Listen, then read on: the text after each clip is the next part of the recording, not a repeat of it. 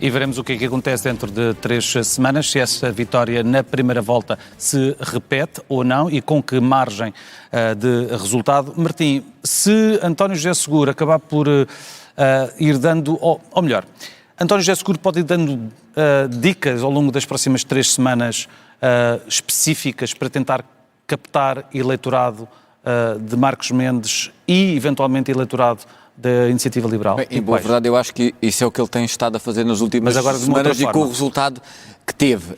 E eu, aliás, acho muito interessante, por exemplo, o que o Bernardo estava a dizer em 2 intervenções, porque primeiro ele falou sobre a possibilidade de não ser Luís Montenegro, mas outros endossarem e a apoiarem António José Seguro, e já se está a ver essa onda a ser criada. Isto é, aquela primeira ideia de que Luís Montenegro ficava exatamente em cima do muro, sem ir para um lado ou para o outro, eu acho que se vai verificar nos próximos dias, com o caso de Pedro Duarte e com outros, que a generalidade do Governo, das grandes figuras do PSD, vão acabar por apoiar António José Seguro, porque isto vai ser uma estratégia de não hostilização, que eu há pouco falava nas coabitações.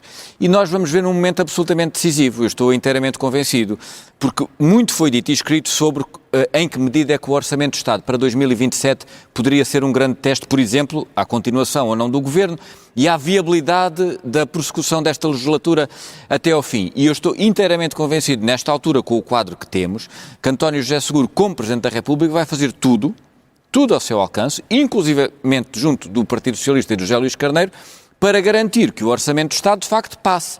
Porque, como se percebe, do outro lado da barricada, se quisermos ver assim, ou do Parlamento, vamos ter um André Ventura mais forte e, sendo mais forte, é ainda mais imprevisível. E, portanto, eu estou convencido que estes dados, que são peças do puzzle que estão relativamente soltas e esparsas nesta altura, vão encaminhar-se precisamente para isto, para uma não hostilidade de um Presidente da República vindo da área socialista com um Primeiro-Ministro da área social-democrata. E por isso é que eu acho, e um pouco à medida que a Ângela dizia, que o resultado desta noite, embora seja um problema para Luís Montenegro, provavelmente vai mostrar a prazo que nem a crise do governo de Luís Montenegro é assim tão grande, nem a esquerda saiu finalmente do buraco em que estava remetida já há bastante tempo. Olha, e vale a pena lembrarmos que o Expresso fez uma manchete não há muito tempo em que dizia que os passistas estavam com António José Seguro.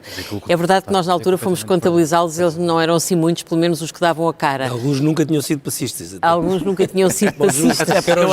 Até porque eu acho que continua a gente a achar que há mais passistas do que há. Mas o título era ótimo. O título era ótimo. Não, mas e havia também um bocadinho o interesse dessa ala do PSD que não gosta de Luís Montenegro, que achou que era bom apoiar António José Seguro porque era uma forma de fragilizar Marcos Mendes, que era o candidato de Montenegro, porque havia sempre esta ideia, se as presidenciais corressem muito mal, podia ser que Montenegro fosse apiado mais rapidamente.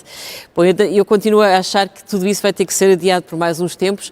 Agora, é um facto que António José Seguro já tem esse capital acumulado. Ele conseguiu ir buscar pessoas do centro-direita, pessoas da ala do PSD, e essas pessoas não vão fugir, pelo contrário, vão chamar mais gente para vir para o lado de António José Seguro.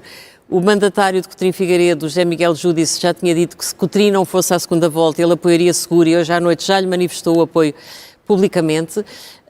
Poiares Maduro, que esteve na candidatura de Marcos Mendes, também já veio declarar o apoio a António José Seguro, e portanto acho que António José Seguro vai somar muito nessa área, vai ter que resistir à tentação de reagir às picadas de Ventura, que vai estar toda a hora a dizer-lhe que o socialismo é o demónio. Esta noite, Ricardo, não se falou muito de Passos Coelho, agora começou-se a falar, e eu gostava de desenvolver um pouco mais. Rui Rocha disse esta noite, o anterior líder da Iniciativa Liberal, que Passos Coelho é o vencedor desta noite. Bem, sinceramente, acho que aí é melhor esperarmos pelo que diga Pedro Passos Coelho. Acho que não faz sentido. Eu não sou ali especialista em hermenêutica da interpretação do que é que Pedro Passos Coelho deve ou não deve fazer.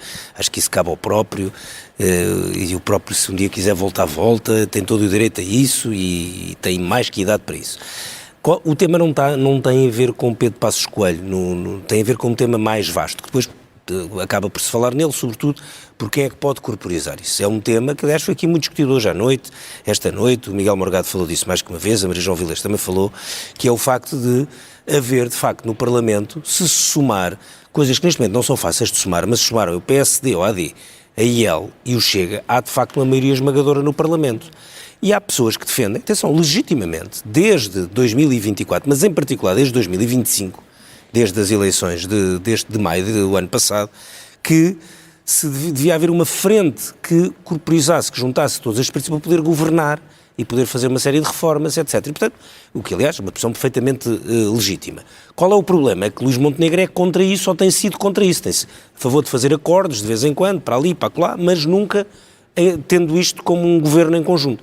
E, portanto, essa tensão existe. E quando se fala de Pedro Passos Coelho é porque há pessoas que acham que Pedro Passos Coelho seria a pessoa certa para protagonizar isso. E seguramente seria uma pessoa capaz de protagonizar muitas coisas e, eventualmente, uma maioria desta natureza. Já foi Primeiro-Ministro, tem uma capacidade de liderança indiscutível, é muito popular na sua área política, enfim, tem todas as qualidades.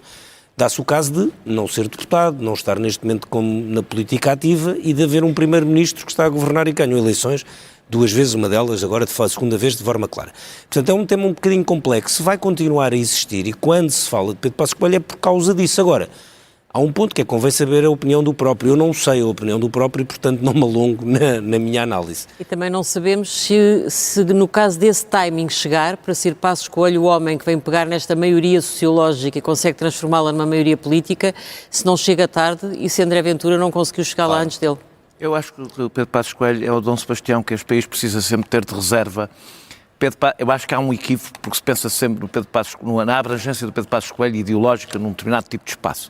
A abrangência social de Pedro Passos Coelho é baixíssima, coisa que Luís Montenegro descobriu. Sempre que Pedro Passos Coelho apareceu na sua campanha, passou 4 dias a explicar a velhinhas que não íamos voltar atrás, porque eu acho que continua-se a desprezar um período que foi um enorme trauma para um conjunto de pessoas e que são bastante importantes do ponto de vista eleitoral. Eleitorado que o PSD demorou muito tempo a recuperar ao Partido Socialista. Sempre que o Passos Coelho ganhou as eleições de 2015.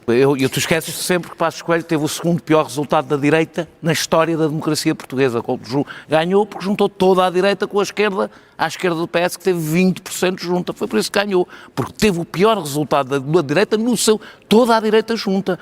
E isto acontece, não é por acaso, aliás, o PSD demorou muito tempo a recuperar e cada vez que o Passos Coelho aparece, esse eleitorado, que não é um eleitorado mais politizado, vamos a falar de pensionistas, mais velhos, etc., a figura que conhece é a Passos Coelho. Agora deixa-me só dizer uma coisa, eu acho que a situação da AD não é assim tão boa a saída deste governo, porque nós temos uma IEL mais forte, um Chega mais forte e, desculpem-me discordar, o PS não tendo saído do buraco, sim, saiu do buraco.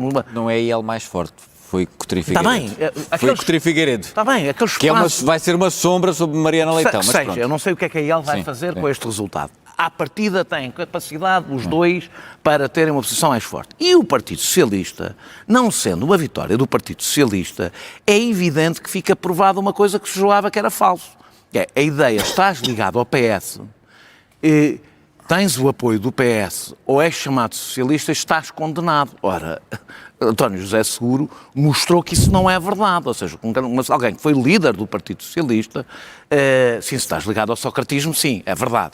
Agora, foi líder do Partido Socialista, teve o apoio do Partido Socialista, nem teve problemas em ter o líder do PS na sua candidatura com pontapés e medida, evidentemente, e teve o resultado. Ou seja, isso não se chegou para assustar o eleitorado, nem nós achamos, pelo menos quando pensamos que, em princípio, o António José Seguro vai ganhar, que toda a conversa do André Ventura sobre o socialismo, e isto ajuda a vencer um trauma do qual não resolve nada, nenhum problema concreto neste momento, mas ajuda a resolver um trauma em que o Partido Socialista está neste momento, dá-lhe confiança, evidentemente, para se sentir mais à vontade, mesmo que eu acho que... Concordas que ainda não é o fim do mundo? Não, eu acho que o fim do... Já vos disse que eu acho que o fim do mundo já foi, nós somos almas penadas que andamos por aqui.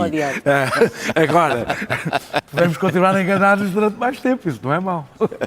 Só estavas a discordar em relação à iniciativa liberal e à percentagem de João Coutinho Figueiredo.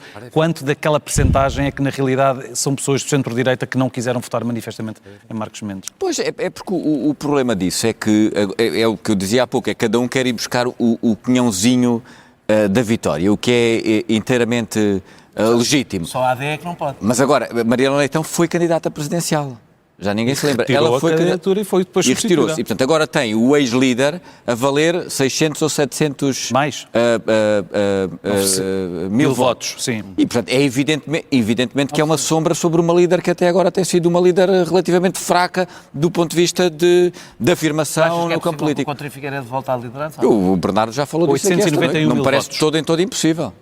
891 mil votos, foi Peço só desculpa, confirmar. foi muito mais. 900 mil. Foi Não, repara, bastante mais. Eu não estou a dizer Triplica a percentagem que a integridade esquerda do se mandato, por mantém exemplo. absolutamente num buraco. Agora, pegar neste resultado de António José Seguro e achar que é o renascer das cinzas e que os novos tempos cantarão, acho que Mas não, estamos longe disso. estamos muito longe disso, é o que me parece. Martim Silva, Daniel, Ângela, Ricardo, muito obrigado por terem estado nesta emissão da SIC Notícias. Vamos continuar ainda daqui a pouco para lhe mostrar, nomeadamente, algumas declarações dos principais candidatos, mas primeiro, SIC Verifica, que estreia amanhã.